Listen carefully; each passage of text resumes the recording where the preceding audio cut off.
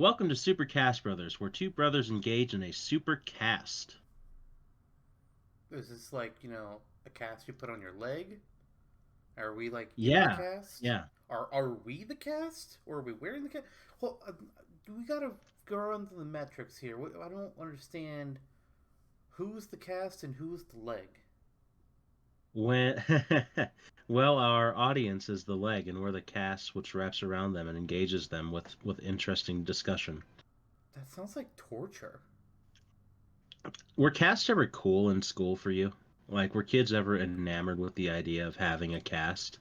I don't think they weren't enamored by the idea of having a cast, but whenever somebody was wearing one, there was absolutely, oh, let me sign your cast, boo da bear da bear da bear. But I was never Mm-hmm. friends with any of the kids that actually wore the cast, partly because I was never friends, but also because those guys were usually the ones that were like, rough and tumble, and I did not hang in the rough and tumble. Yeah, I had a friend who in fifth grade jumped from the top landing of his staircase at home so that way he would break his arm purposefully on a dare to get a cast for everyone to sign. I knew a guy that blew his Yeah. hand off. Oh, nice. Yeah, I don't. At the time, they said it was fireworks, but then like years later, somebody said it was a pipe bomb. I was like, what? Oh, Yeah, yeah. I, that's I a know a that's a guy little that blew his hand off. I don't that's a know what he was thinking. I'm pretty sure he regrets it. But mhm. he was the talk of the school for a bit. That's interesting. When you said blew his hand off, I wasn't sure No, I mean if it literally was hand gone. He got a yeah, I stump. was like literal or was it a colloquialism or was it to be Literal. taken a certain way, but literal. Oh, Yeah, no, yeah. He has no that's hand. a As far well, as I my know, buddy he was a who cool guy though. I just never interacted with him. oh yeah. Yeah, he made some interesting choices. It's a good thing you weren't there on the fateful eve that occurred. Yes, very. Um, yeah, my pal who did that was so enamored by the cast that he got the first time that everyone signed Mm-hmm. that he did it the second time. That sounds stupid. Yep. But it's funny. He was very smart, and then he went on to graduate college in honors, and he on the president's list and all that fancy stuff. And now he works in Congress. So what you're saying he's stupid? Be- could be. Hey, he could be the subject of the moveset I'm proposing to you today. Well, considering that will go against the rules of what today's news sector is supposed to be about, I would kind of doubt that. But that does Yeah, bring up that's the true. questions like, what is this episode about? It's a Smashtopia, Yeah. right? But we don't even know who the other person is doing. The viewers don't even know this time around. No, it's gonna just be It's a innocuously mystery. titled Z and J's mystery characters or submissions or whatever. Whatever. And yeah, you You're were in gonna charge of dive titles. into it. Exactly. Z and J's mystery characters. There you go. Yeah. So So, just because submissions is more like a mercurius thing. yeah. So Here's the thing. This was an idea that I had like 6 months ago, pretty much. We were trying to think. I was like, okay, so we know that season one, year one of Supercast is going to end around this time. We should do something special for those last three episodes of the year, since we kind of do things in a cycle of on topic Smashtopia Smash Dash. So all three are going to be something special. We already saw last episode where we really went back on the origins of not just Super Smash Bros. Mercurios, but our own friendship. It was our MCU origin story, if you will. For this episode of Smashtopia, traditionally it's been okay. We each pick the same character. We're just like, okay, this is the character we're going to do. We're going to each make a move set for him, and then we'll tell each other our ideas. We'll combine things. We'll mishmash the jigsaw pieces together, and we just have a move set that's hopefully the best of both worlds. It's yeah. the general idea. But this time Hmm. around, I kind of thought what would be cool is if we both came up with separate characters, and we were instead presenting them to not just the viewers, but to each other. Our own ideas, completely independent of each other. I don't know what Jonno has done. Jonno doesn't know what I've done. He probably has some guesses, and then I have a couple theories on his as well. He's probably more likely to be accurate on who I've chosen than I am to be accurate on him because, let's be honest, Jonno just sometimes you come up with the weirdest, shit. Yeah, like Let's when Trevor be and I made the real. Puyo blobs on Mercurius all those years ago. Yeah, that's definitely one of them. And we kind of set up two rules for ourselves with what character we can choose here. One, it has to follow the what's pretty much just like fan rules for what kind of character can be in Smash. It has to be a video game character. Obviously, that's like an official rule as far as we know now. And then they have either the character or their franchise has to have been on a Nintendo system at some point. We say their franchise because, like with Joker, got into Smash, but the only game he was in on the Nintendo system was Persona Q. But the larger Persona series has been. Actually, no, Persona hadn't been on Nintendo before besides Persona Q, and then I remember it. But Shin Megami Tensei was Yeah. Persona is a spin off of that. And then also with Cloud Strife from Final Fantasy 7. FF7 was only got on Nintendo on the Switch, but he did appear in one of the Kingdom Hearts games on the Game Boy Advance. But then Final Fantasy originated on the Nintendo platform, so it Yeah. still kind of fit in there. And then the other stipulation for us is whatever character that we each choose, they should be a character that is plausible under those rules, but for whatever reason will never, ever, ever actually get into Smash for whatever reason. Yep. That reason could be because it's a super minor character that only appears in one game and only for 5 minutes, and therefore nobody fucking remembers it. Or it could be a character like from Mortal Kombat where their games are not allowed in Japan, so that's just never gonna fucking happen. Mhm. It could be anything, so long as it follows the Yeah. previous rules. So no Goku, no Naruto, no Ronald McDonald or Shrek. We could have No some Donkey, wild shit. no Dragon, no King, no Prince Farquaad or Fiona or whatever. None of them. None of them. None of them. Not even Donkey and the Dragon's Kids. No. Or that character Justin Timberlake played in the third one. I who did he play in the third one? I don't recall off the top of my head. It's some blonde guy. Was it Rumpelstiltskin? Was that the third one or was that the fourth one? I Let's be real. don't know. They made too many Shrek movies. They should have stopped after the second one. The second one was actually good. After that, it was just like, what are you doing? Same thing with Ice Age. You should have stopped after the second one. I've Yeah. had enough. I've had Yeah. enough. Will any character from Ice Age appear on this podcast? Nope. I mean, maybe in a Smasher Dash. Yep. But Not it'll be no, the not in this sloth episode. versus the Hamburglar. Oh no, not in this episode. No, fuck that. This is the okay. That'll be a future episode then. Scrap for assist trophy. Yeah, of course, absolutely. Hell yeah. Anyways, Okay. that's pretty much what today's episode is about. We don't know who the other person's gonna bring up. It's gonna be interesting. I'm looking at my character right now. I'm just like he, gonna be fun. And you're probably just like he, gonna fuck his mind, and I'm gonna be sad. I don't know. I really hope it's not the one that I think it's going to be, because if it's who I think it's gonna be, I'm gonna groan. I also just hope it's somebody that I knew who it is, because that's just more fun. But Yeah, absolutely. Yeah, you could when we get to the reveal portion of this podcast, then absolutely let me know if it's who you thought it was. yeah, And I'll do the same for you. absolutely. Let's see here. Before we get started, I would like to say it's cool that we're doing this episode too right after the Mercurius look back episode, because that for a couple of reasons. Number one, this is more akin to the Mercurius style, where we would submit character ideas independently of each other more often than not, and then just comment in one another's posts. So it's nostalgic in that sense. Absolutely. Yeah, and it's also nostalgic in the sense that we talked about a lot of people like Pretty Pink Pony or Kamek Guy or even James 007 and Nobusawa, who were a part of the Mercurius structure back in the day, but are no longer a part of our lives now, at least not presently. Um, and I've got to say, I look to Nobusawa a lot for inspiration on this character. Really?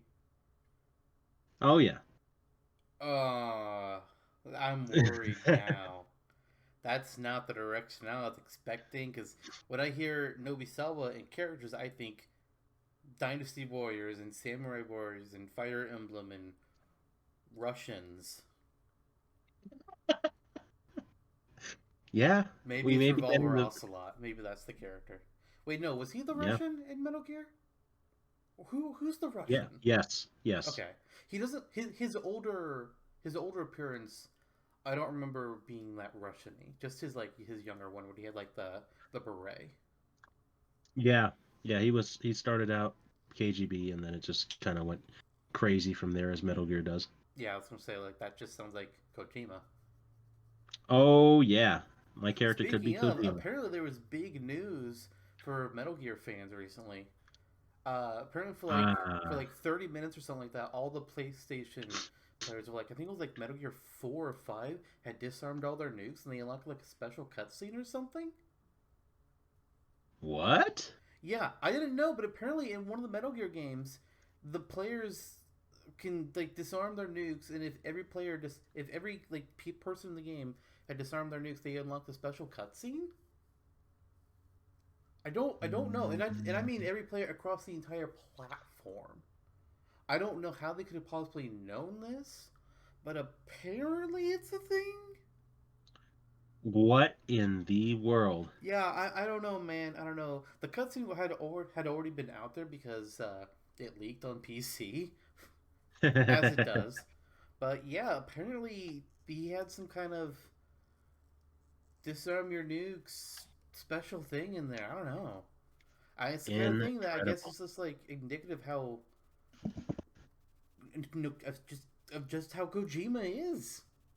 It's like shit. He's an yeah. People like him or like Suda51 are very interesting game developers to say the very least. Um, And you know what's Harada as well. oh yeah. What's Don't interesting is that don't ask him for shit. what's that? Don't talk to him in English on Twitter. Oh, I was thinking of Kamiya, not Harada. Both of them, really. I yeah yeah Don't yeah make either Kamiya or Harada mad. yeah Especially Kamiya. absolutely. Especially Kamiya. Oh man. He's a massive troll. Yeah, he loves it Massive though. troll. He loves it. Oh yeah.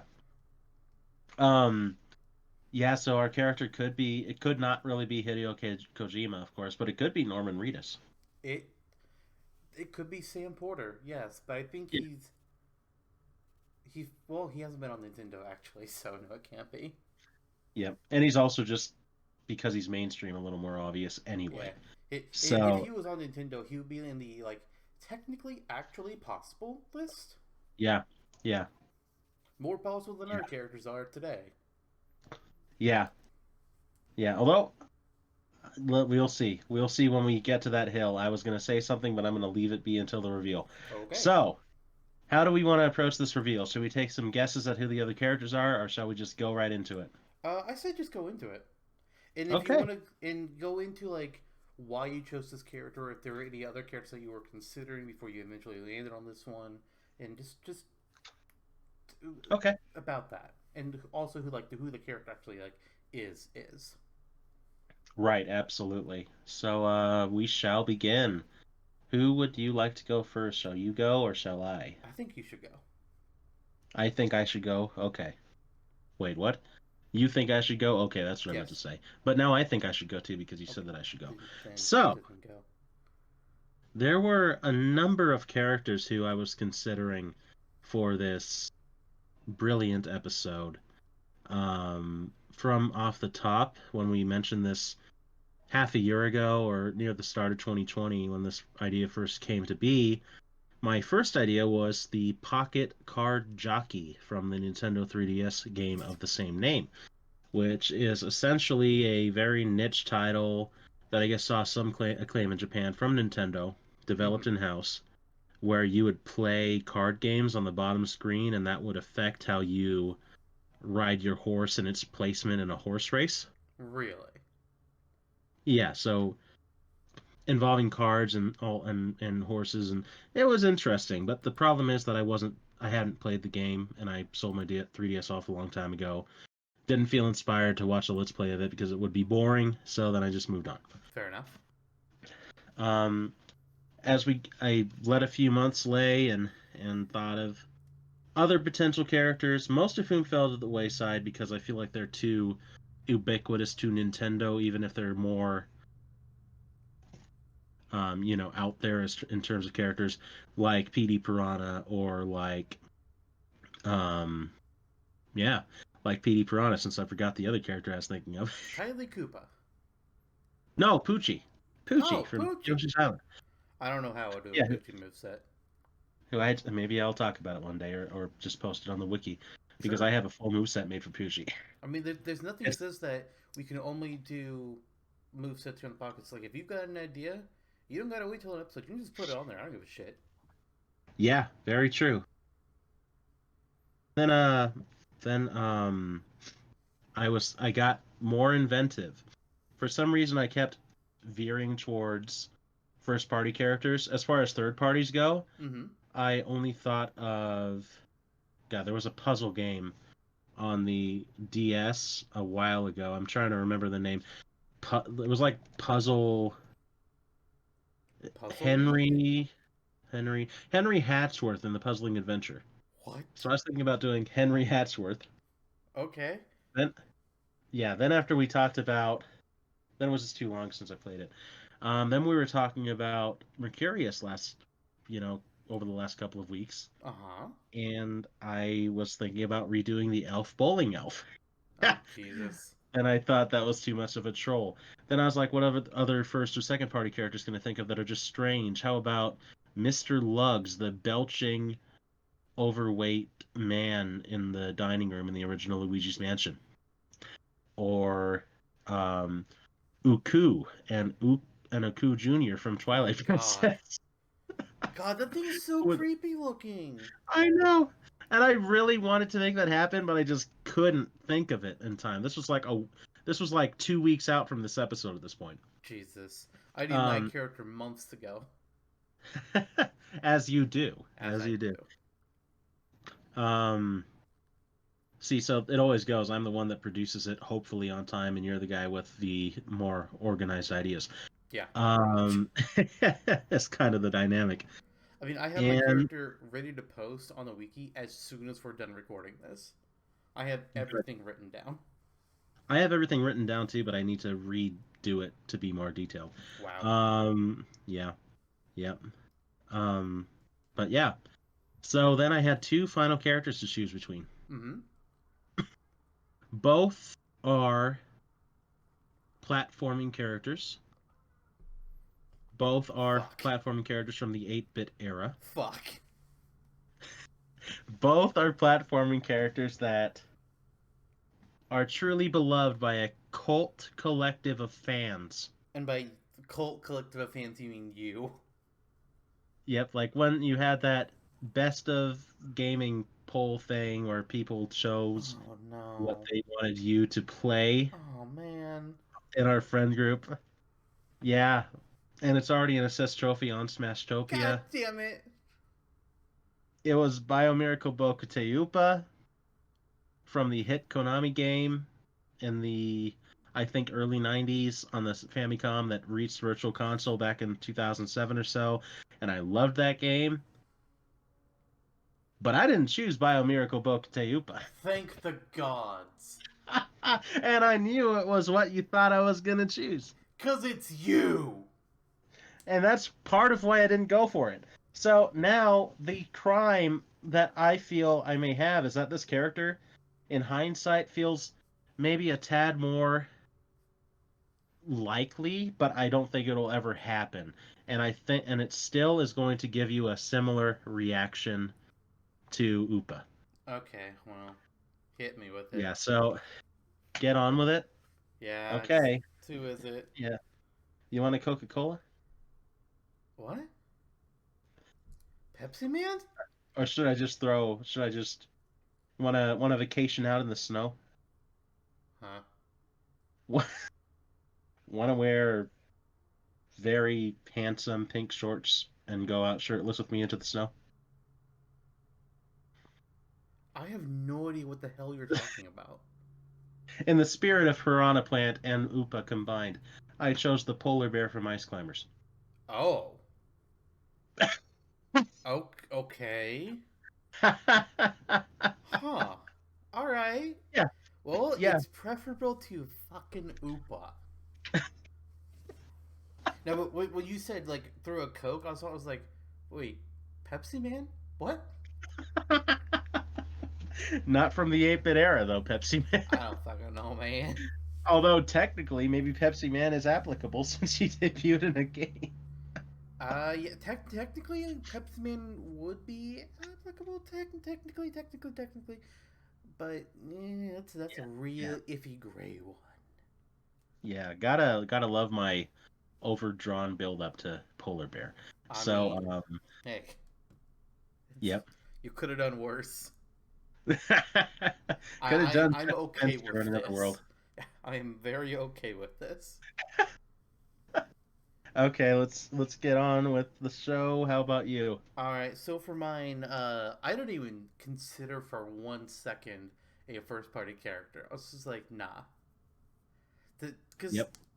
really, I felt like most of the first party choices I would think of have some level of possibility of getting into Smash. What Like about Donkey Kong, that yellow with blue spots? that just sounds like made up bullshit. Oh, okay. But like, we talked recently about F type or styles or the savvy stylist, and while they have low chances, they still have a chance. They are a Hmm. legitimate possible character to be in Smash, which meant Yeah. in my mind they were out. I'm not. I didn't want to do them. So I just looked at third parties, and the very first character I thought of, the character I thought of when I initially pitched this idea to you, is the character I wound up going with. But there were a couple times I considered, well, what if I did like Spy Fox or Putt Putt from the Humongous Entertainment games of my Oh my God, childhood? I know who this is. Those would have been fantastic to do. I was really like, man, Spy Fox has all kinds of gadgets, like a toothbrush that when you put the right kind of toothpaste on it, it like has this little laser that you can cut through steel doors with, or a he has like a little bug guy that he could flip into people's pockets, and he's like they transmit wireless messages. You know, it's like planning a bug, but with a bug. You know, he's got all kinds of fun shit. But I decided, you know what? While Spy Fox or Puppet would be really cool, I'm gonna save them for maybe sometime in the future, and I'm gonna go with my original idea. And before I Mavis say Beacon. do what, Mavis Beacon, the typing tutor. I don't know what that is, but no. Before I say who they are, I'm going to read this little bit of lore from their character profile. Evan Macmillan idolized his father. It wasn't just that he was heir to a great fortune, it was the way he ran the estate. Raised under his firm hand, Evan had taken to running the workforce with an iron hand. Production was always high, and the Macmillan estate prospered under father and son. As Archie Macmillan's mental state slowly disintegrated, Evan protected him from the hurt who wanted a piece of the fortune. No matter what his father asked of him, Evan would do. When Archie Macmillan finally snapped, Evan became his enforcer in what would become known as the worst mass murder in modern history. They never proved that Evan led over 100 men to those dark tunnels before detonating the explosives and sealing them to their fate. The tale of the Macmillan estate is a tale of wealth and power gone very wrong. How many victims fell to the hands of father and son is unknown. No record is ever made of what became of Evan Macmillan.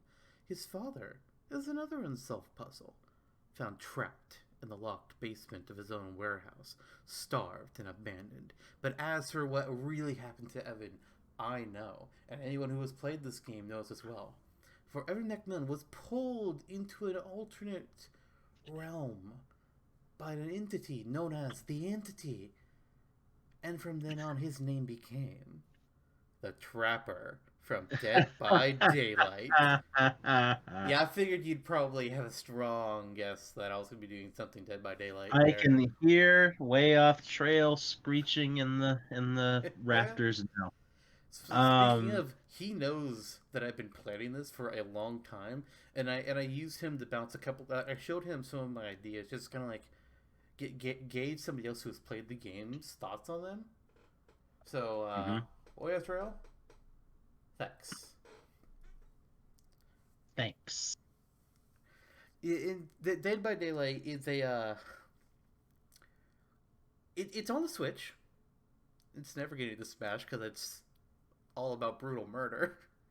Yep. People, there's survivors that are pulled into this trial grounds. For of them at a time, they're trying to escape. There's a murderer, a killer rather, chasing after them. It could be the Trapper, could be other characters like the Wraith or Freddy Krueger, Michael Myers. They could be any of them chasing them, and you know, if they catch them, they pick them up. They first they slash them with their weapon, whatever it may be. They put them on a giant meat hook, and they leave them to die. Yep. And sometimes they straight up murder them by their own hands. So that's fun. Yep. Sometimes you'll see a character have a chainsaw beast just lodged through their gut. Nice. It is. Shucky ducky now, as they say. Yes. That's It's quite a fun that's game. I'll probably be playing it later tonight. as as you often do. I see those listers playing now on Discord. Yeah. With Drone, I play it fairly often. It's either that or tabletop simulator usually on your end. Yeah. Yeah, I was thinking Dead by Daylight at first, but then you started talking about those different kids games, and I was like, shit, he chose Pajama Sam, and I was like, no, he chose the Trapper. Pajama Sam would have been pretty damn good too. Pajama Sam would have been fun. And Yeah, if I did any of the Humongous Entertainment games as a character, it would 100% be Spy Fox. There's no doubt about that. maybe you will one of these days. Oh, Maybe. you probably will actually. I've certainly thought Yeah, about and it. it's interesting too because it's like an insurgency of people on Smash boards who are like really interested in Carmen San Diego being playable in Smash Brothers now too. Let's be real. The Smash Brothers community is fucking bonkers. Yeah, there was that one time they all unified behind Mickey Mouse. The Smash Brothers Reddit is Or obsessed was with that just me? Shrek. Like they're obsessed with Shrek. They're obsessed with Cory in the house. It's like, guys, what the fuck? Home Depot and Taco Bell, future Smasher Dash. Apparently, So our characters have been revealed. we have I the think polar bear and the trapper. what All a right, what a duo. what a pair. Jesus Christ. So I figure we'll start with you in each category because if we mix up the order, it's gonna be a little bit weird. Hmm. We'll just go in our normal path of like the entrance animations, the Kirby hat, taunts, victory poses, all that shit, moves, everything. Hmm. Okay, sounds good to me. So let's jump into the polar bear from the some year that Ice Climber came out. Hit game Ice Climber. I can Actually, it was I kind of can a answer. mess, isn't it? The control scheme is a little slippery I have played it and not in the way that. for a YouTube video. I played it and recorded it, and oh my god, the game sucks. Ice Yeah, Climber is fucking awful. Also, it came out January 30th, 1985. You're welcome. the 1985 smash hit coming out in the winter time as it should. Ice Climber. What a game. Let's collect some eggplants, boys. Okay. So so for a polar bear's entrance animation, there is a modestly sized igloo already on stage with a front entrance, and a topi appears and knocks on it, and then polar bear comes walking out, scratching his head, and is ready to fight. Okay. Now, when you say Topi, are you talking about the Topis that look like dolphins from the original game, or the weird little half a snowman thing that we got in Smash Melee for censorship? I was thinking the snowman thing. Okay. Yeah. Which I actually think that the seal things were from rather a, what am I trying to say here? A beta of the game. and then they turned it into the snowman because I remember playing Ice Climber, the original version, and it was the Yeti. Oh, okay. I'm reading here on the wiki really quickly. The Japanese version was seals, and then they were censored in America, and then Topies just became the Yeti thing. Yep. Okay, so by Topi I mean the Yeti thing. Okay. Yeah. How about for the Trapper? So for the Trapper, for his interesting animation, honestly, for all of his animations, I struggled because in Dead by Daylight, all the killers ever do is just like they have like their basic slash attack. They can pick somebody off the ground or interrupt them by like grabbing them off of a pallet or jumping through a window, place on hook, like close the door, and kick things. That's really all the killers do. So some of them have like special animation, but Trapper is very simple. So I struggled a lot on what his animations would be, but eventually I decided, okay, for your interest in animation, a lot of the realms for that you can play on in Dead by Daylight, they have this dark mist to them, and before you're going into match, you can play different offerings to either like thicken or lessen the mist, causing like it make it to be like either easier or harder to see going on the stage. So I figured, you know what? Here's what would make sense. The Trapper, there's this dark shaded mist, kind of fog like.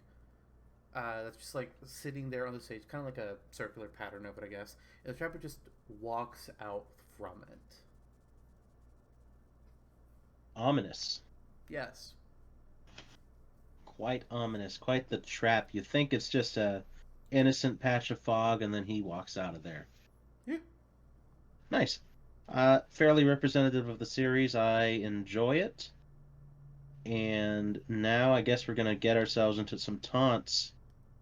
But how do we want to approach the taunts is my question. Shall we just list all three of them in a row for each of our characters, or shall we go one after the other? I would say list all three. Okay, all three then. Let's book ourselves a one trip, a one what? A one path trip, a one-way flight. Let's book ourselves a one-way flight to Polar Town, shall we?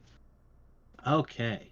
So, for the first taunt, Polar Bear looks towards the screen with an open-mouthed smirk, baring his teeth with his sunglasses shining while it gives a thumbs up. And then in a kind of a way similar to Morgana and Joker, the Topi from the entrance animation also appears here.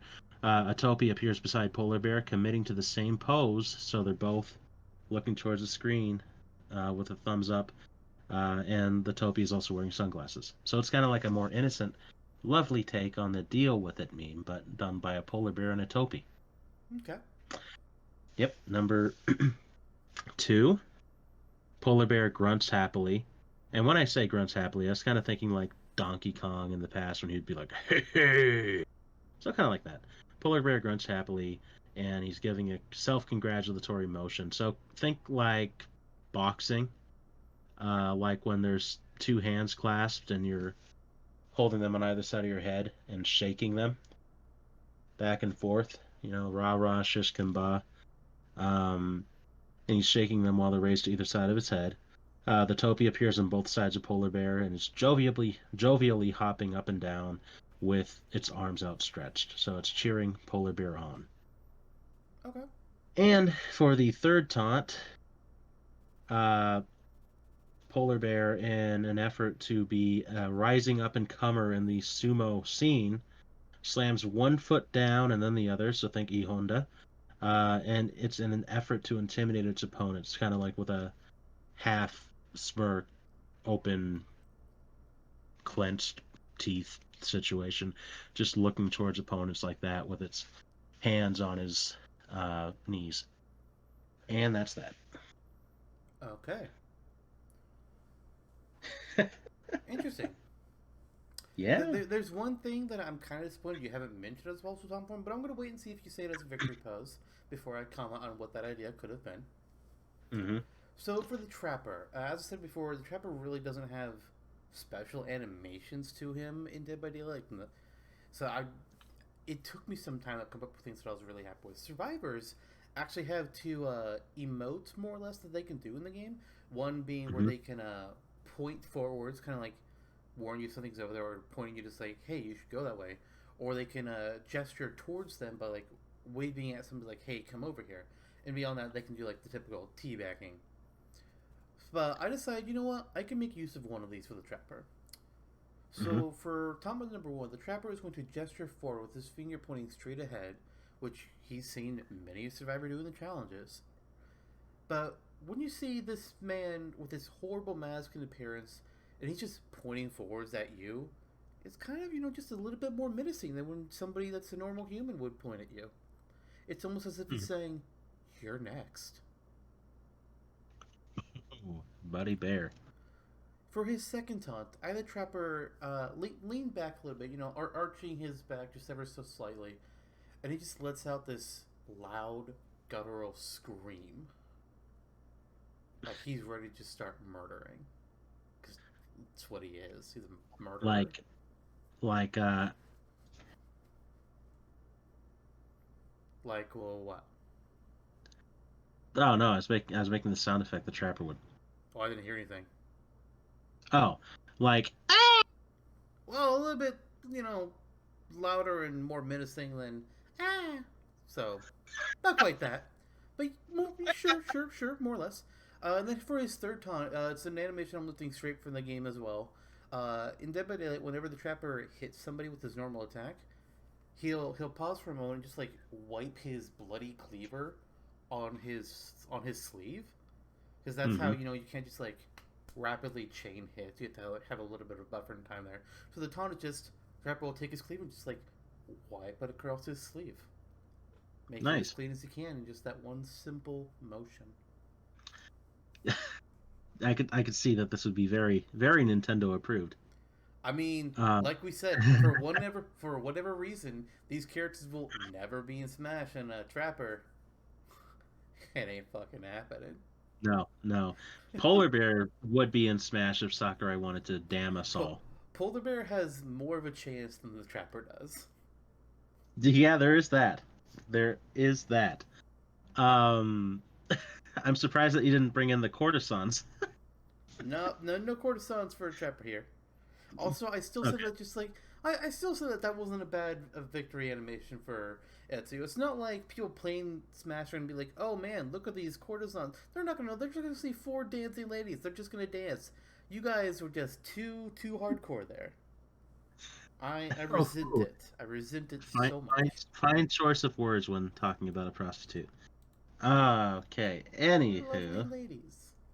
the lovely ladies. The loveliest of ladies. Yeah, leaving. Yeah, we did go too hardcore with the lovely ladies. Okay. All right. So, what are your victory poses for the polar bear? Victory poses for the polar bear. Okay, number 1. The Condor makes its first appearance in this moveset. Well, character sheet rather, because this is not the special attacks. But nevertheless, the Condor makes its first appearance by swooping in from the top of the screen, and we get that dynamic shot kind of with the polar bear looking up towards the sky, and in the Condor's talons is an eggplant with eyes, as you do in Ice Climber. And the Condor drops the eggplant into the polar bear's hands, and then the polar bear just, digs into it like at a hot dog eating contest and just bites right into the middle and starts munching on it happily. Number 2. Okay. The camera zooms in on polar bear, and the polar bear begins to spin kind of in a celebratory stance like Mario does, where he spins around and then he's kind of making that silly muscle man kind of pose. But before he can finish the stance, he slips. So the polar bear fumbles, and the camera pans out, and the polar bear needs its help regaining its footing. So the topi comes along and helps it back into stance. And polar bear just kind of rubs its neck sheepishly while looking towards the topi, embarrassed. Aw. Yep. And number 3, polar bear is standing back to back with the snow bear. We'll get to that later. The snow bear. I'm assuming this is going to be like a down special counter shield kind of a deal where it's like a decoy. He's a snowman that looks just like the polar bear. It is a snowman that looks just like the polar bear. So they're standing back to back with each other, and each of them are with their arms crossed, and there's cool smiles across their faces. Okay, okay. And that's kind of that. Did I disappoint you? Yes. Okay, what were you waiting for? So first of all, when people think of polar bears and sunglasses and whatnot, they tend to think of like, oh, the polar bears that Sure. drink the Coca Cola bottles. Now, obviously, we Uh, can't have polar bear drink Coca Cola because product placement and Smash, and that's just not happening. But why couldn't he have been like drinking hot cocoa?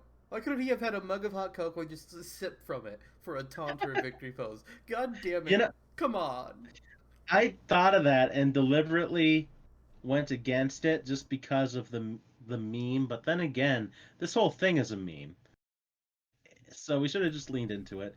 Uh, you You know what? should have. It could still. He can drink a frosted beverage. You just don't have to have it labeled as a Coke. Yeah.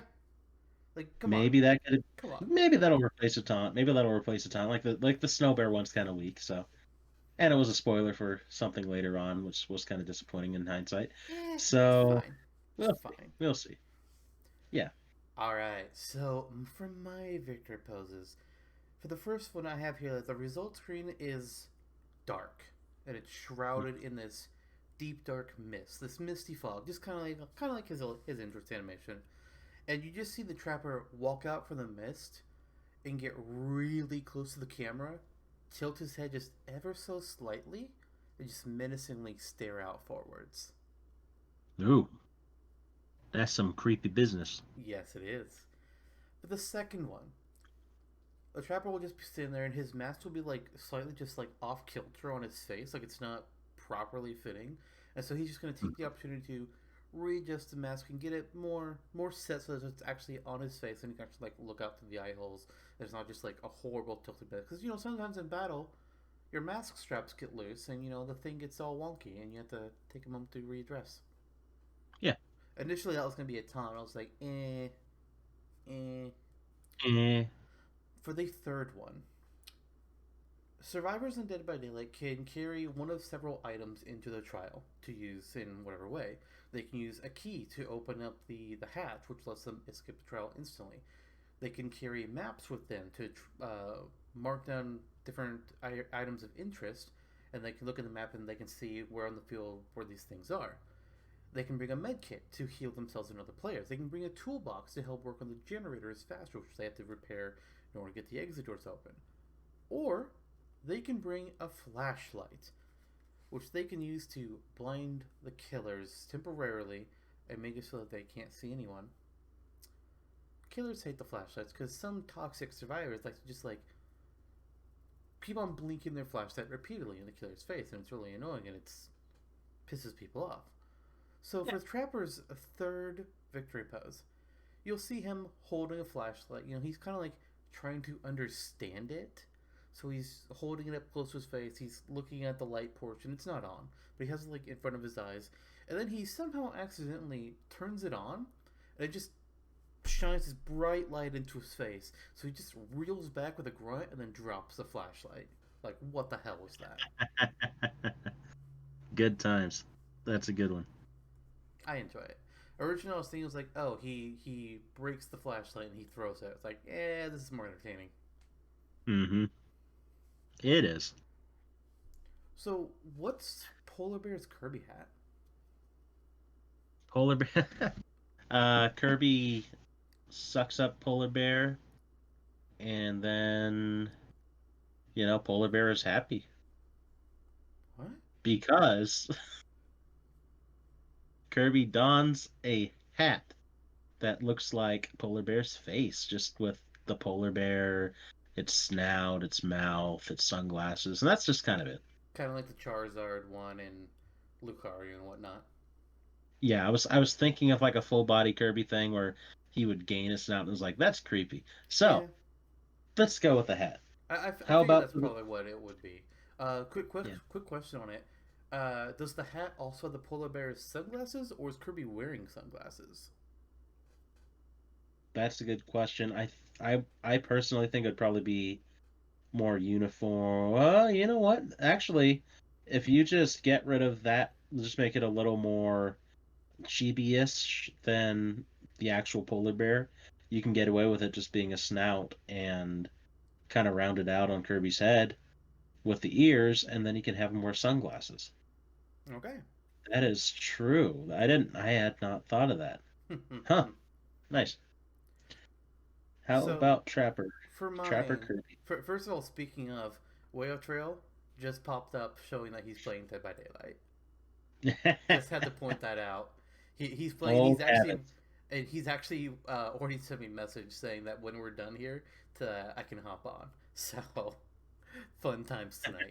But for the trappers, Kirby hat. Generally Kirby hats are pretty self-explanatory. They're pretty easy to tell what they're going to be at. I don't think we've ever once had a disagreement on what it's going to be. Hmm. He's just going to wear the trapper's mask. Simple enough. He wears his Nice. mask over his face. And considering the Trapper is kind of based off of Jason, not entirely, but there's similarities there.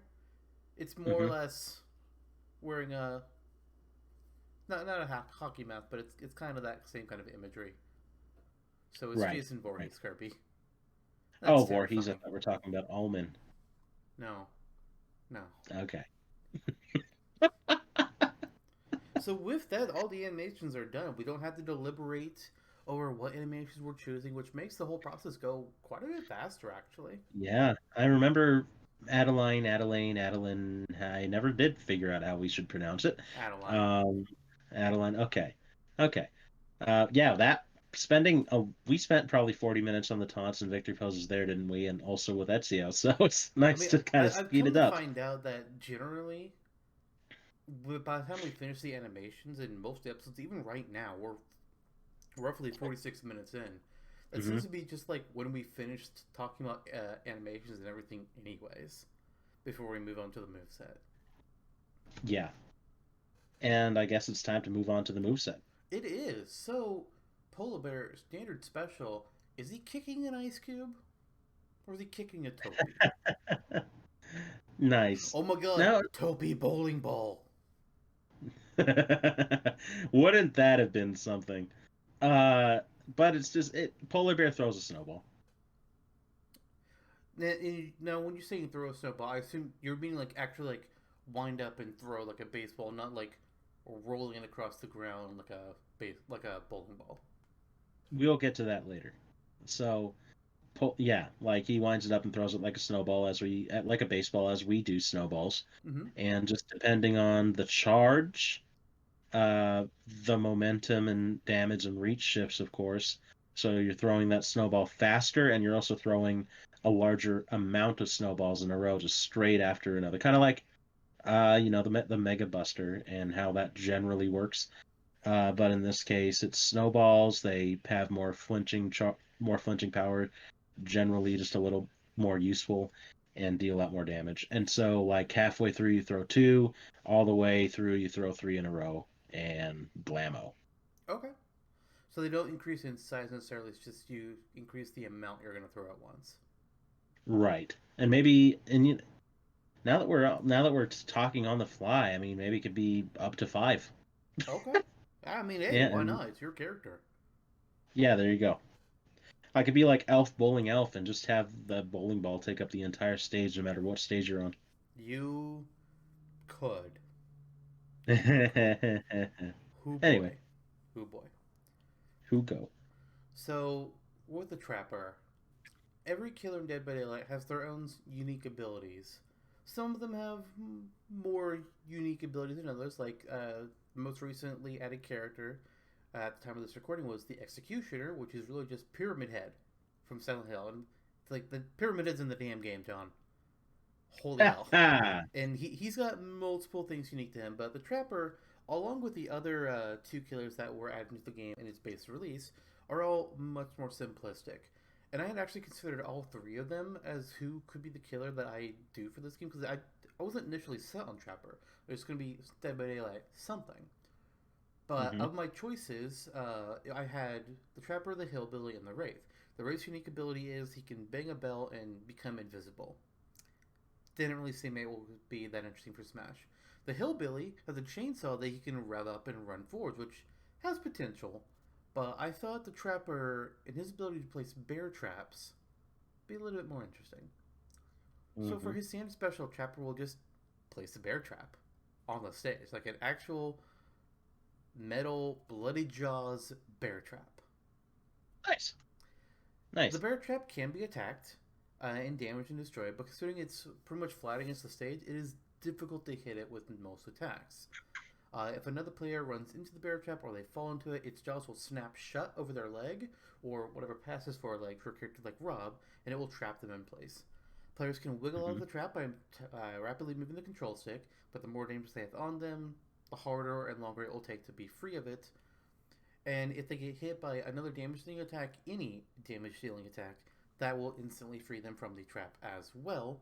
And when the character gets free from the trap is disarmed and it is destroyed. When a character gets freed from the bear trap, whether under their own power or by an attack that hit them out of it, for the next 3 seconds, they will take 2% damage every second as they're bleeding out. The trapper can only have 2 bear traps out on the stage at any one time, and if it tries to place a new one, it will destroy the oldest bear trap. Hmm. There's a reason That he's makes sense. called the Trapper. And there you have it. Wow. So one question I do have is, so as they're in the bear trap, Mm-hmm. as the character's in the bear trap, when you wiggle back and forth, are you garnering damage as well? Um, I didn't write it down as such, but it would make sense to do it that way. Probably Hmm. only 1 or 2% per second, probably because you don't want it to be too much. Yeah. I mean, back in the Mercurius days, it could be like, oh yeah, they gain 50% damage per second, Actually, and no actually, one would no, even no. I'm gonna say no. Uh, they are gonna get damage on the initial hit. They'll be damaged on the initial hit. know. Maybe something in the realm of like 8 to 13% damage somewhere in there, maybe. But they're not going to Hmm. take damage like as they're trying to struggle out of it. Because let's say you have 100% damage on you already, it's going to take you longer to get out of there. So you're going to take more damage just to escape than somebody that was at 0% damage when they were initially hit. That's kind of unfair. That's true. That's true. Yeah, it isn't Brawl we're talking about here, so we're more fair Yeah, now. no tripping. The trapper can wide and Brawl. Um, the polar bear's side special is called Slalom. Oh, okay, okay. Yeah, yeah, you hop on a pair of snow skis, right? Yeah. And just but in this case, the polar bear hops on a giant snowball, kind of more akin to Ice Climber.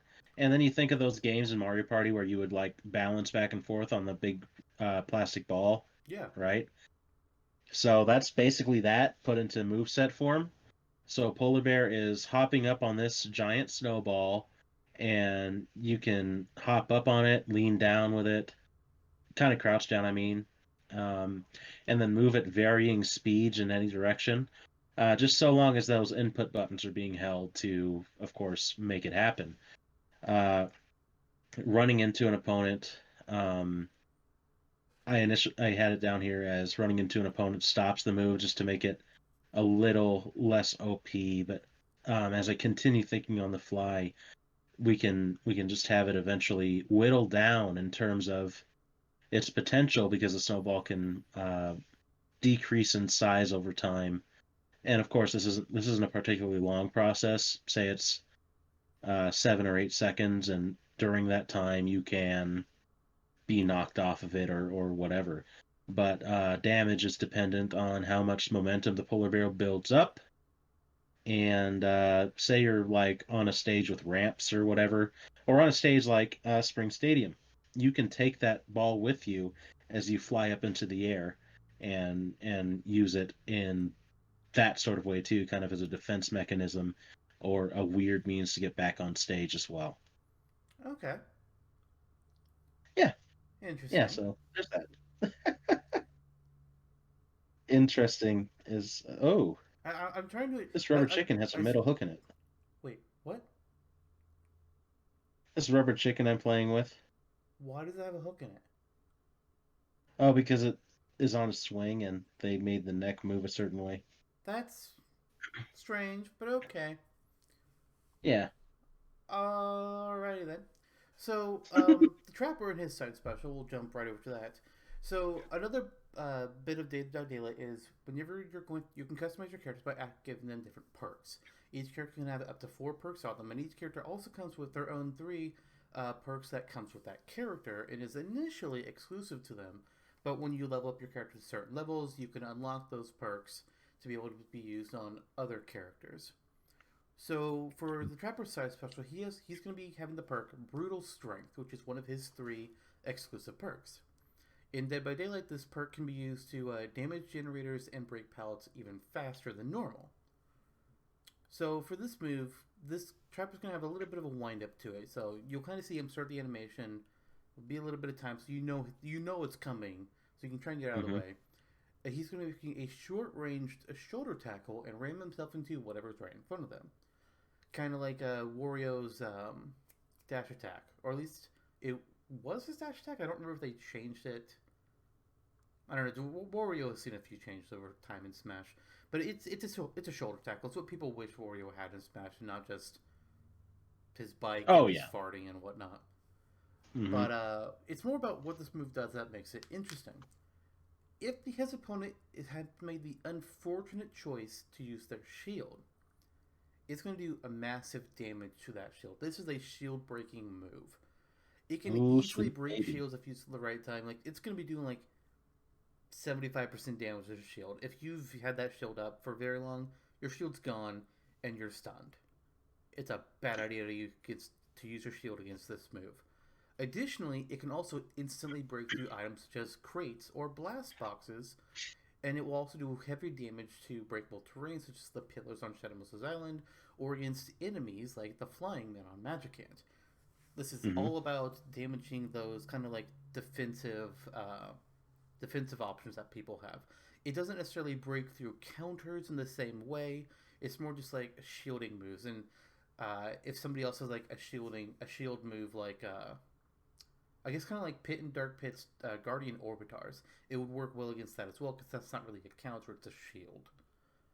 Hmm. If it hits an opponent who isn't shielding, they're just like doing normal opponent things.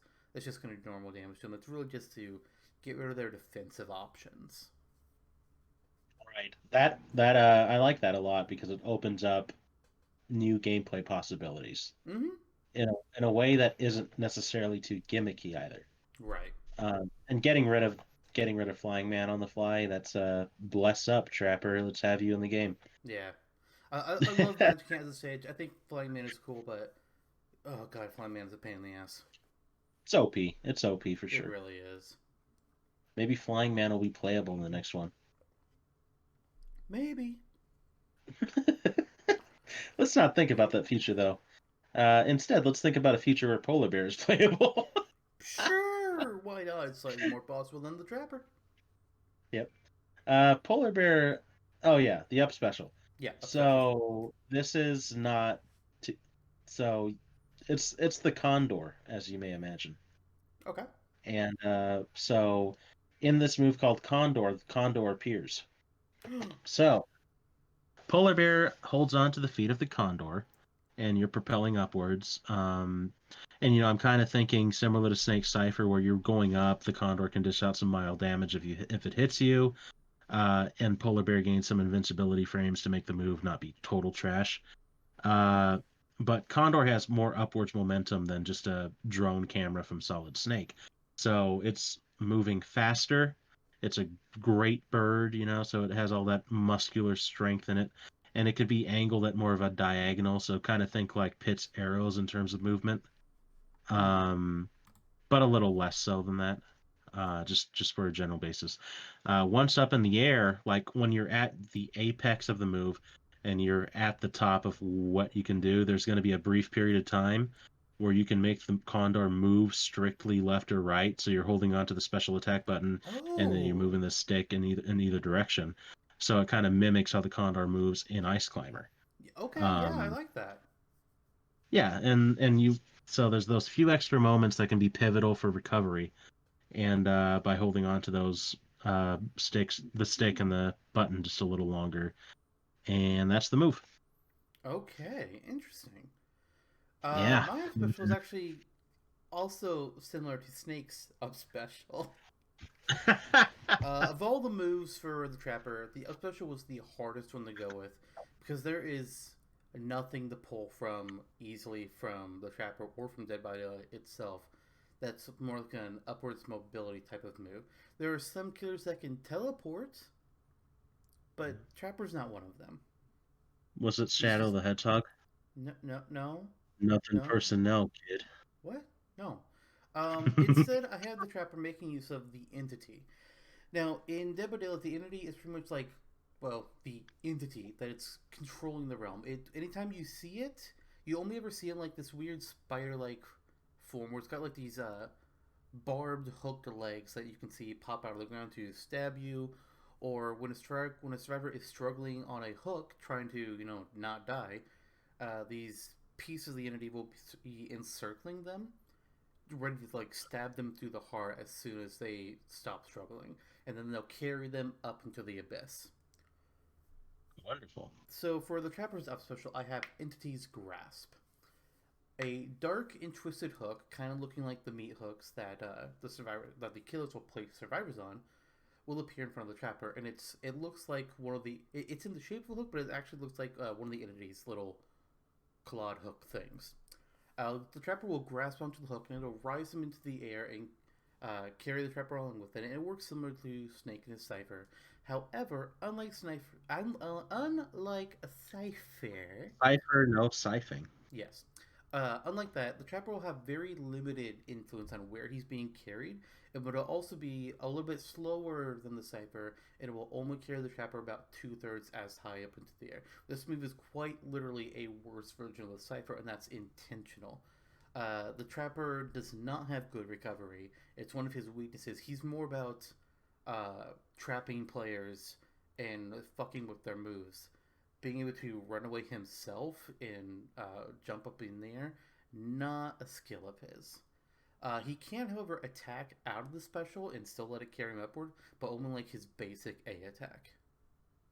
Nice. Well, actually, no, that's not true. That was one of my initial ideas. I forgot that I actually wrote it down slightly differently. He can just attack out of it, but it will end the move.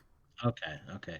Yeah. Well, at least you have that option to cancel out, so it's not totally defenseless. Right. Nice, nice.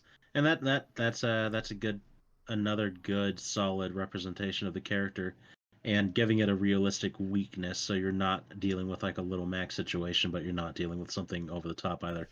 Right. So cool, cool. I like having this kind of defense-driven trickster character, very unique for Smash. Had I thought of these all myself, or we talked about it ahead of time, which would have defeated the purpose, maybe the Trapper would have made it further in that personal game we're playing, where we're kind of just smasher dashing on the side of work and stuff. I mean, he's still in. He is still in. He He is is still still in. in. So Polar Bear's down special, like the up special is called Condor, this one is called iPot. I'm sorry, say that again? Topi. Oh, Yeah, that's okay. iPot backwards, as you know. So is the Oh, move called Topi or is the move called iPod? it's called Topi. Oh, okay. You had me confused. hmm So Polar Bear's Topi friend that's made a few appearances appears again in front of Topi. Or rather, Polar Bear grabs Topi. And there's two things you can do with this move. If you just have the down special and you just quickly tap the button inputs, Mm-hmm. he'll just set Topi on the ground and the Topi will move forward like it does in Melee, where it's walking and gliding towards opponents, deals model damage, can be knocked off the screen. But if you hold the button inputs, you can bowl a Topi instead. Yes. And the polar bear throws the Topi forward just like it's playing bowling and rolls it into an opponent. Yes. And that's kind of the move. And I think two Topis can be present on stage at a time is what I had written down. And Yeah, sure. there's a couple. Yeah, and then when they're both knocked out, there's a few second recharge. That way you're just not constantly barraging people with Topi. Makes sense. Makes So sense. that's that. I also just thought of another taunt or victory pose for the polar bear. Oh, really? Juggling topies.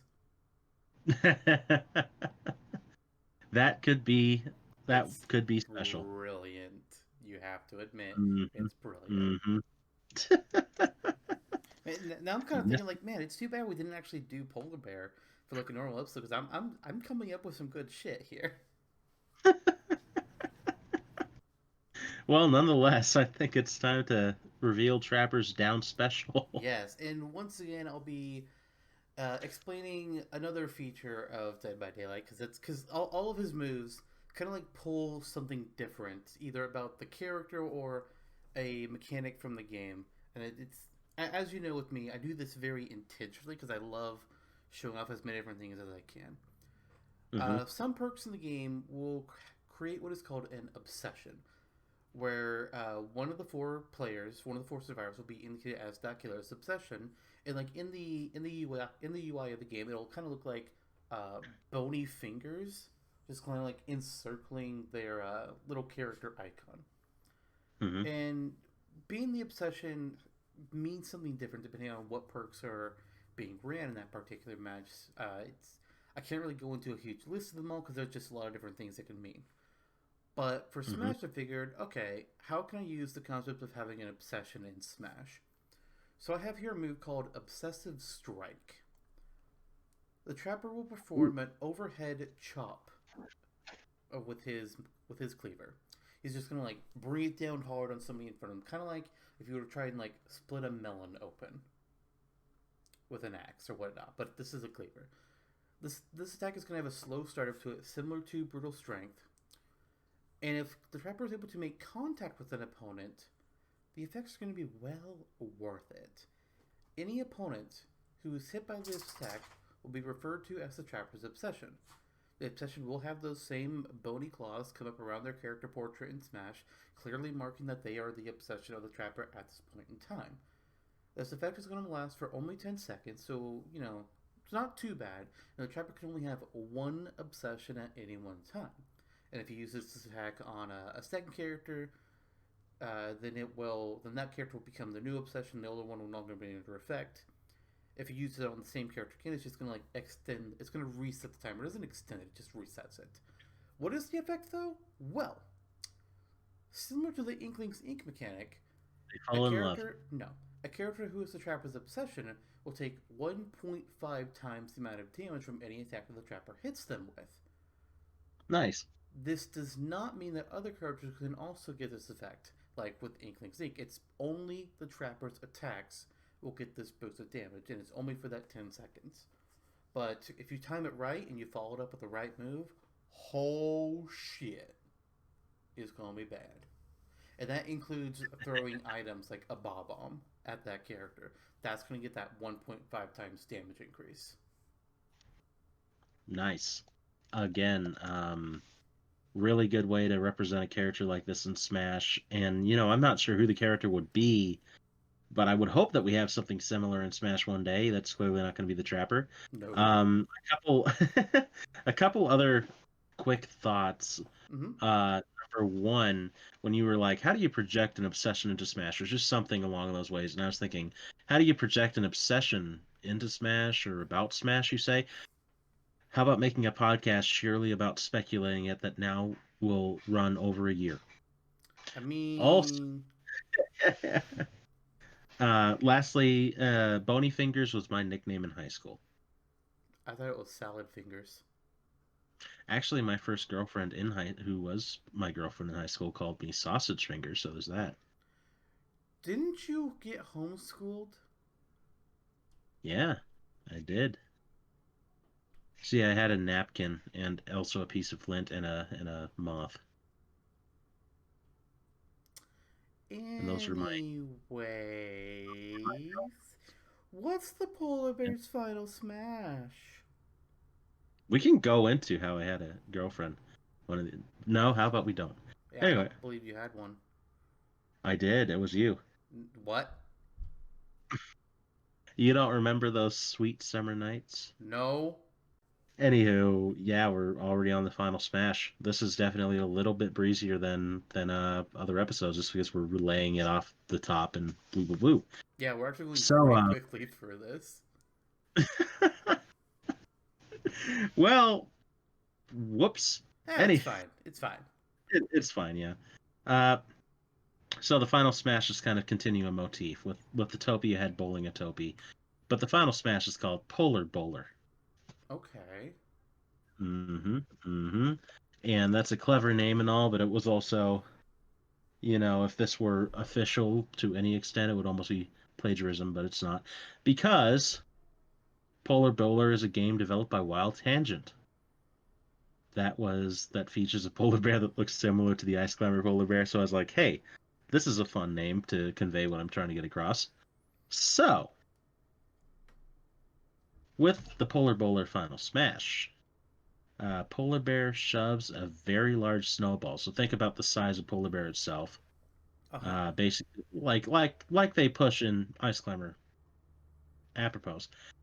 So, and they're throwing, and it's a quick animation. They're shoving this, and it moves at top speed towards opponents. So it's a pretty fast moving snowball.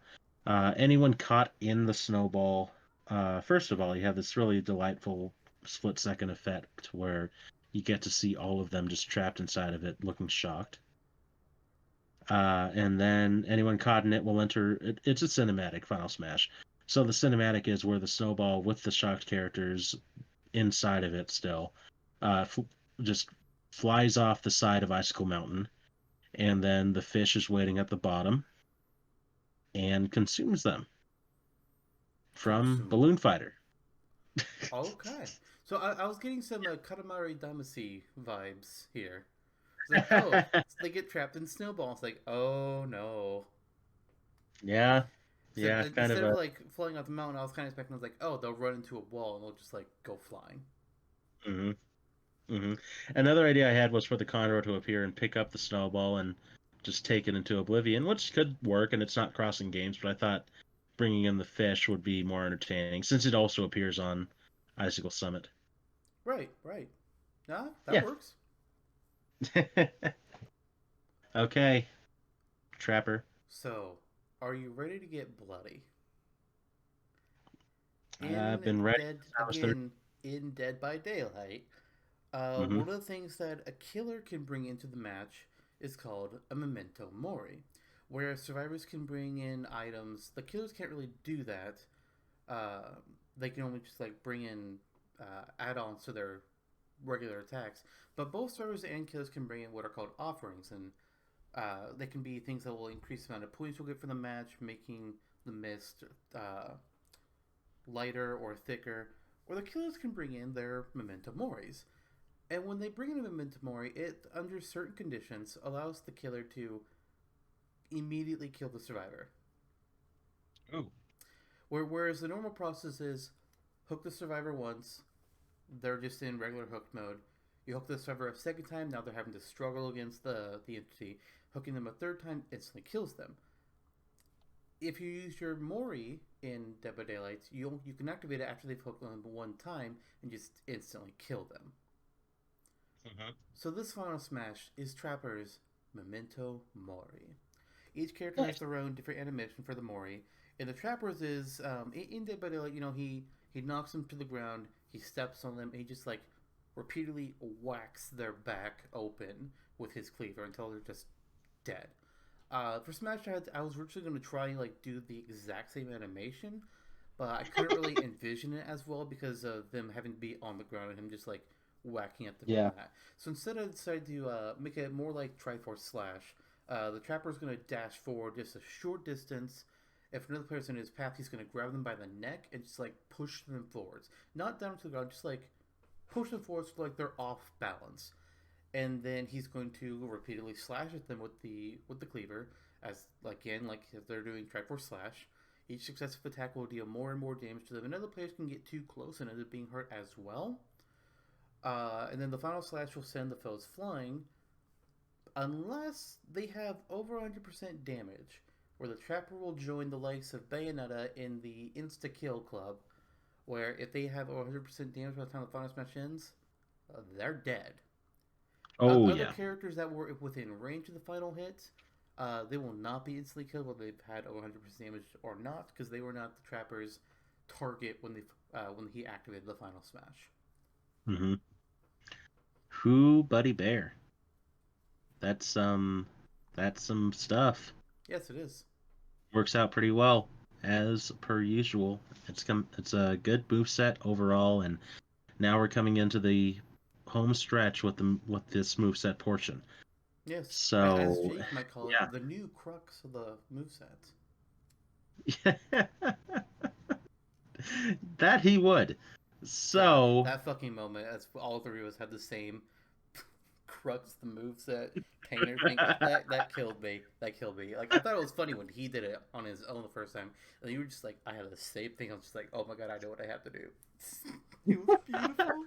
It was it was beautiful. it was a good time. It was a good time. I couldn't have prepared us for the rest of that Adeline episode though. Yeah, nah. Um, so for Polar Bear's extra skill, if you were creating this moveset with me, Mm-hmm. this is where you would be like, "What the fuck?" Is this But where now we you get just get to the be like, snowman? "Yeah." Okay. So this is where I'm like, this is where you get to be like, "What the fuck?" But then you can't do anything to stop it. I mean, it's not my character. I don't have a stake Nope. in this. Mm-hmm. Mm-hmm. Other than your own dignity, since we're co-hosting this episode. Anyway, yeah, the extra skill is called Snow Bear. So Polar Bear builds a snow bear that looks like a comical snow version of itself. Mm-hmm. Snow Bear comes in three tiers. The first is the base tier, so just that giant mound of snow, like with a snowman. The second is the middle tier, of course, like the chest area of the snow bear. You're starting to build it up, and it gets like the full the full snowy shorts and whatever. And then the third is the head tier with the snow bear's polar bear mimicry. Um, and then if the head is completed, so I all three assume tiers are made. I assume when you're talking about Three. like how it's tiered out, I'm assuming this kind of works Mhm. like Zelda's down special with the Phantom. Actually, I was thinking more like kind of like a villager down special, where Oh, you have okay, three okay, okay. separate. Yeah, so you're pressing the extra skill button three times to layer the tiers. Gotcha, And gotcha. then if you're like away from the tier and you just set down another part, like you can just set it down anyway, but and it becomes kind of a defense mechanism. Mm-hmm. But eventually it melts, and it's just not that useful. So you're better served stacking them up. And when you stack them up, if you complete the snow bear, uh, here's the kicker: the snow bear comes to life. Naturally. Yep. And it will remain stationary, but it'll swipe at opponents who come too close to it and appear in its range. So regardless, whether you're building a defense with the building up of the initial tiers, or you're creating a full-on snow bear that's alive, and either way, it offers some form of protection for the polar bear. Then, so you can destroy the snow bear too with a few good hits, or it can melt away. Then you just wait a few seconds before being able to start constructing another, and kind of bada bing, bada boom, snow bear. Okay. Yeah, Well, or as they say in We Bear Bears, ice bear. Although ice bear would be the polar bear itself. sure. No, Hmm. I don't really see what the problem was with that move. The only thing I would really change on it was I would probably make it less villager, more like Zelda. But I think that would probably just flow better if I was designing him. But no, I don't see a problem with that. I don't know why you Just that think I a would little go bit out there. full. Eh, eh, it's whatever. Eh, ah, whatever. Sounds What? good. Now extra skill trapper. Yeah. So Trapper's extra skill. So perks for the killers. There's really two kinds. There's your normal perks that just they have some kind of effect, and sometimes they activate under certain conditions or whatnot. But it's just there. There's other ones called hex perks. On the map when they added the hag to the game, they created totems, and a totem looks like they took a three-sided pyramid, constructed it using bones, and it only has like only like the legs of it are constructed. There's no like siding that's done on them. but it's tied together at the top with a trio of skulls, and this is a totem. There's also hex totems, which is the same thing, but then there's a fire that is lit beneath it, showing that this totem is being powered by something and is having some kind of effect on the match. And there's several of these different hex perks in the game. So when a killer has one equipped to them, one out of the 5 totems that is on the map will be lit. And until a survivor goes up to the totem and breaks it, that effect is going to be on the match. Generally speaking, Ooh. you want to get rid of them because they're not going to be good for you. Especially this one, which is considered one of the most dangerous in the game. This Mm-hmm. is Hex. No one escapes death, otherwise known as NOED. In Dead by Daylight, this one only activates once an exit gate has actually been open at the end of a match, and then one of the previously unlit totems will become lit. So you're incentivized to break them even if they're not currently a hex, because they can become it later. And in the game, NOED will give the killer an increasement to the increasement. Wow, words. It'll give them a faster movement speed. Is what I'm trying to say, as well as the fact that they can, with one hit, take a survivor from being healthy to down on the ground. Normally, it's Mm-hmm. one hit to be injured and then a second hit to be on the ground. But with NOED, they can insta down you. Obviously, it can't work the Nice. exact same way in Smash. But what I do have worked out is that when the Trapper activates this extra skill, he's going to place a Hex Totem onto the stage. Ooh. While the Hex Totem remains up on the stage, the Trapper's movement speed and his attack strength are both increased by 1.25. This can be paired greatly with Obsessive Strike. Hex Totems will only disappear under one of the following conditions: if the Trapper gets KO'd, if the Hex Totem gets attacked and broken by attacks from other players, if the platform that the Hex Totem is placed on gets destroyed, such as the breakable platforms on Skyworld, or if the Hexstone disappears past the blast zones on the stage, such as a scrolling stage like 3D Land or Icicle Mountain. The Trapper can only have one Hexstone on the stage at a time. He cannot put it in a new spot by trying to do this extra skill a second time. It will not work. Additionally, in order to help balance how good that stat increase can be for the Trapper, he can only create one Hex Totem per stock. So if the Hex Totem gets destroyed, the Trapper cannot create a new one until he gets KO'd himself. Nice. Oof. Buddy, bear. I think it's funny that we have the Trapper who's complex, introducing a new avenue of moves to Smash and different gameplay style. Then it's like, hey, here's Polar Bear.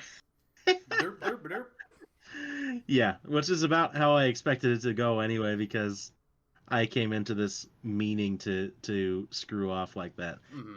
I mean, But that's why I wanted to go with the Trapper over like Putt Putt or Pajama Sam or Spy Fox, because I knew, mhm, first of all, I knew I was gonna have a hard time coming up with mhm. moves for him, and I struggled with several of them.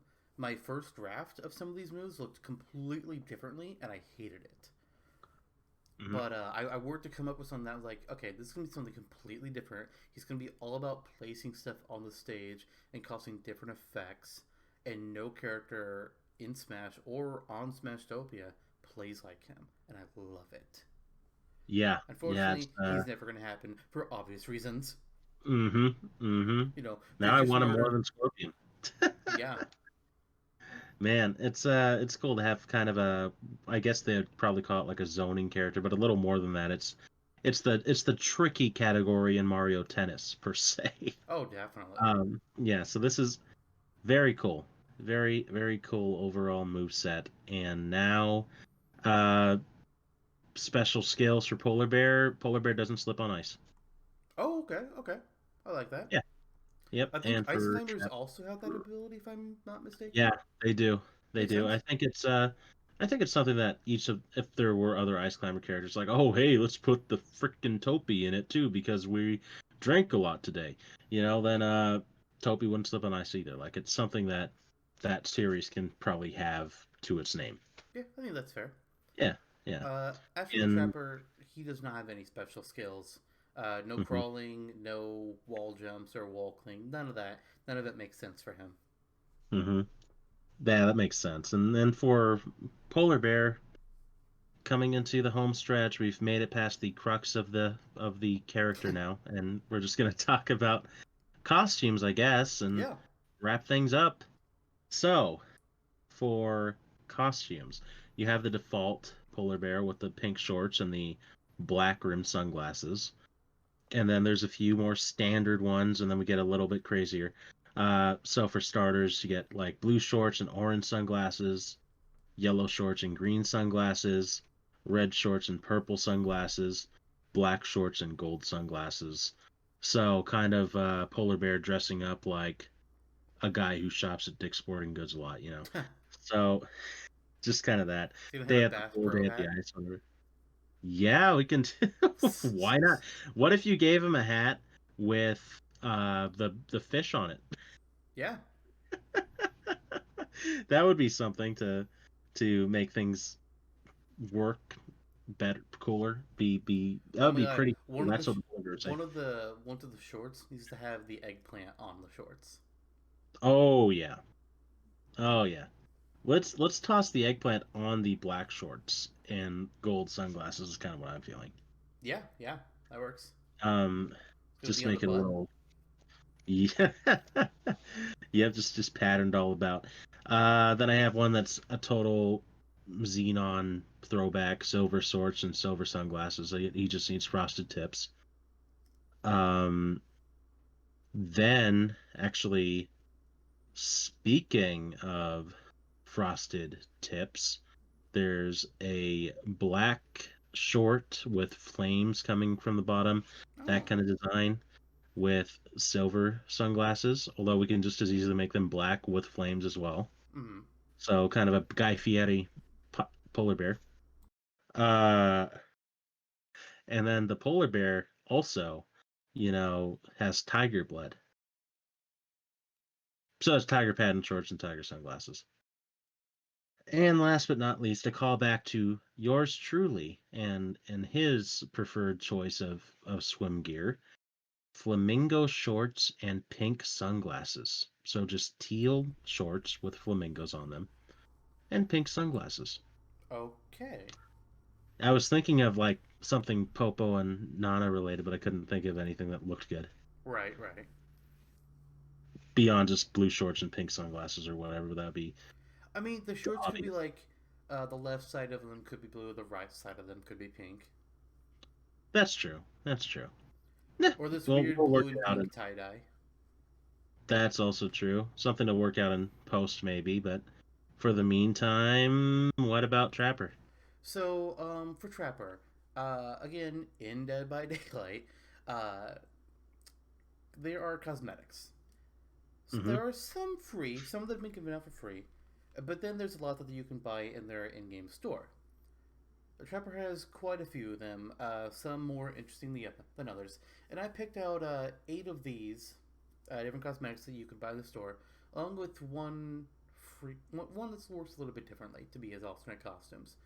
I can only describe them so much here on the podcast when we are only audio and no visual, but the pictures will be included on the Smashtopia article on the wiki if you're willing to go look at that, or you can just look at the Dead by Daylight wiki. They're kind of there too. For the first one I have, the first one is called Smash Boy, which you might be thinking, oh, that's a coincidence, but actually, this alt is exclusive to the Nintendo Switch version of the game, which is Oh. why they call it Smash Boy. And this, for all these, like he's wearing different masks and whatnot. And for this one, he has like a mask that's black on one half, red on the other. For his overalls, he has like this white X painted across of it. Obviously, the X is supposed to represent the symbol in Smash in a way, so that's Mhm. kind of cool. Uh, his second alt I have is called Levy Builder, which I really don't know how to describe this one. He has like these high waisted overall pants, and his mask is like it kind of looks like fire on the front of it. It's kind of how the design look for that one looks. Nice. He has Racing Biker, which he kind of looks like a hell biker kind of person. Like he's got these like metal shin pads on his legs. He's got like arm guards with spikes coming out of him, and he has this like this motorcycle biker sort of mask on his face. Like it's not looks like your normal helmet, but it kind of looks like what it's supposed to be based off of. His fifth Right. one is called Macmillan Miner, and he's kind of looks like he's a miner. Except he's wearing a gas mask, and he's got like the headlight lamp on his head. Mm-hmm. Then he has Circus Strongman, where he's supposed to be a circus strongman. He's got like those really short shorts. He's got like the belt. He's got how they kind of have like that weird top where there's a strap on one shoulder and then like the rest of it isn't there. Okay, how he's showing off half of like his a chest.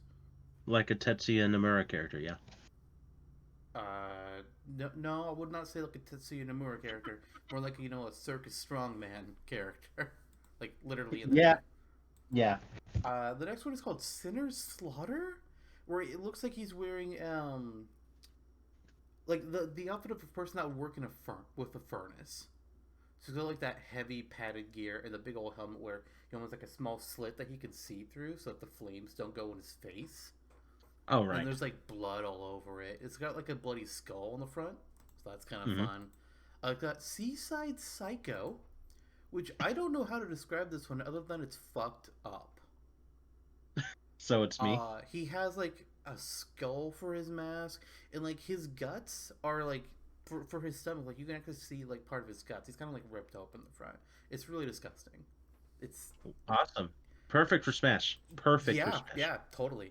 Then we have King of the Hooks, where I don't know what this one is supposed to be. He's got like some like glowing particle effects on him, as if kind of like he's partially burned, I guess, and like part of the glow is still there.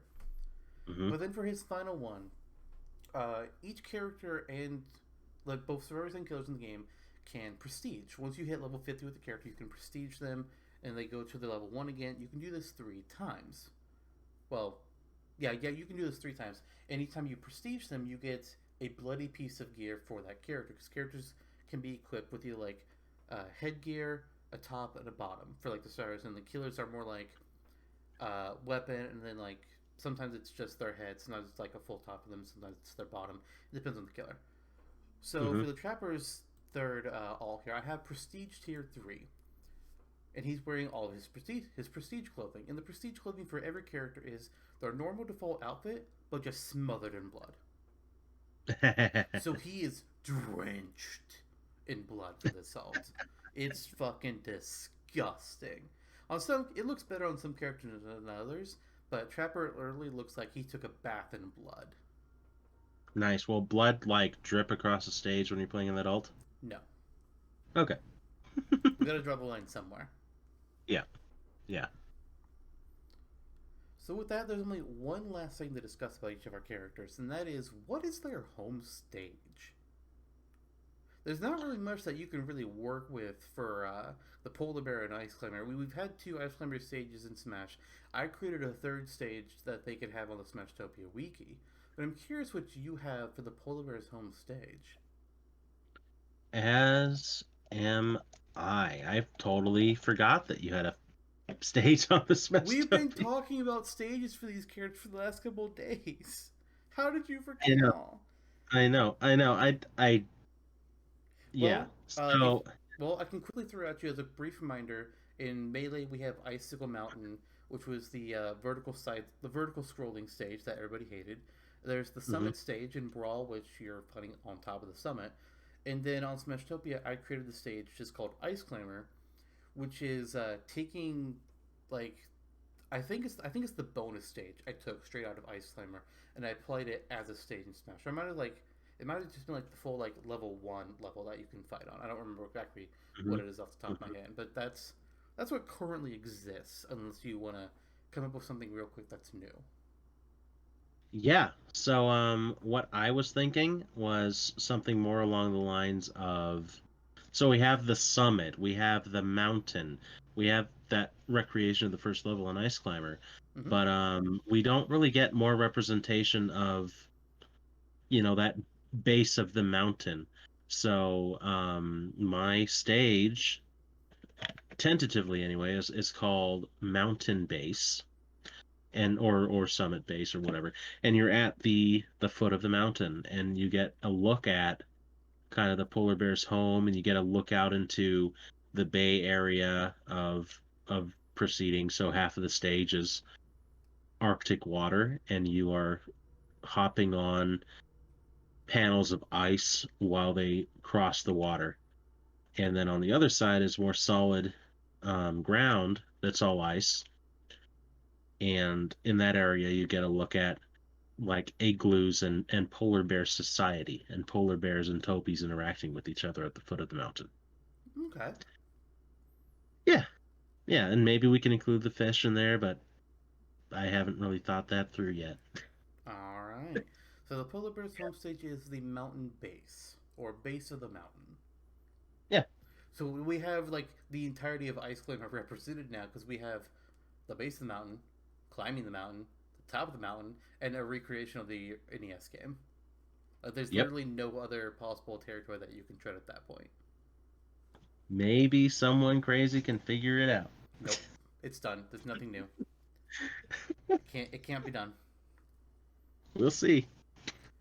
So for the Trapper's home stage, there's a lot of different maps in Dead by Daylight that I could have chosen, but each killer has, well, almost every killer has their own realm and set of maps that are connected to them through the lore. And naturally, the Trapper has the Macmillan estate. It's where all his dirty deeds were done. It's where the mine was, and where he killed all those people, and trapped his dad in a basement. Honestly, his dad was a real asshole. If you look more into the lore, his dad was an abusive prick. He deserved it. Anyways, Hmm. for the Macmillan stage, I kind of envision this being like a mid-air stage. No, that's actually not a mid-air stage. I forgot about that. It's a grounded stage, but you see in the background survivors running around. You can see the backgrounds shifting between some of the different big locations on his maps, like the Groaning Storehouse or the Coal Tower, and you'll sometimes hear like sound effects from the game being played out as if there was an actual match of Dead by Daylight happening behind the Smash Brothers fight. Okay, super cool. So on one hand, we have look at the life of polar bears that we've always wanted to be uh, documentized to go along with your incredibilements that you were talking about earlier, and looking at that through the background of Smash, and then you have brutal hook centric murder happening on in the background of your stage. Yes. Very nice juxtaposition. I enjoy it. Which brings me to a thought that I had earlier when you were describing the entity, Oh. and then again when I mentioned Tetsuya Nomura, which is the entity really just Nomura eyes version of the Mind Flayer? You know, the Mind Flayer is not a bad comparison. In all honesty, that's not bad. I might actually go with Beholder. Oh, okay, there you go. And That speaking of, also. I really hope that for Stranger Things season 4, the D&D monster they use for that villain, I'm really hoping they go with the Beholder. Really hoping. Mhm, We've had mhm. Demogorgon, we've had Mind Flayer. I want to see a Beholder. Oh yeah, oh yeah, absolutely. I concur, and that's pretty much the episode. Besides saying that next time we're going to be talking about the possible inclusion of Hopper from Stranger Things in Smash Brothers. Very likely choice. What? A Hawaiian shirt alt and everything. What? I think what you mean to say is that next time we're going to be doing a Smash or Dash episode, and like this episode and the previous one, we're doing something a little bit special for the last Smash or Dash of our first year of Supercast Brothers. We'll be doing more than just two matchups, Hmm. but as far as what the exact details are, I think I'm gonna let that stew and be a secret until you listen to our next episode. Just be Yeah, ready for a lot of matchups. A lot. yeah, quite the ride it's going to be, and it's going to Oh be yeah. an epic way to finish up this first year, rather, not the final year. That would be sad. Yeah. The the first year of Super Casper, this is coming to an end with the episode of Smash or Dash that's going to be released on 8/29, August 29th, and it's going to be a good old time. I enjoyed this episode. It felt it was nice and easy breezy after getting into the intensities rather of swapping off and deciding on a move set that was kind of nice to reel back and then just enjoy each other's moveset ideas rather, and in your case come up with ideas on the fly. In my case, being like, wow, this is a consistently just like this is a great new character idea with the trapper.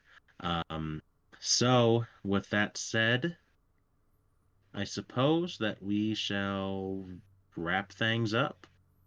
And I'll see you all another time. Adieu, adieu.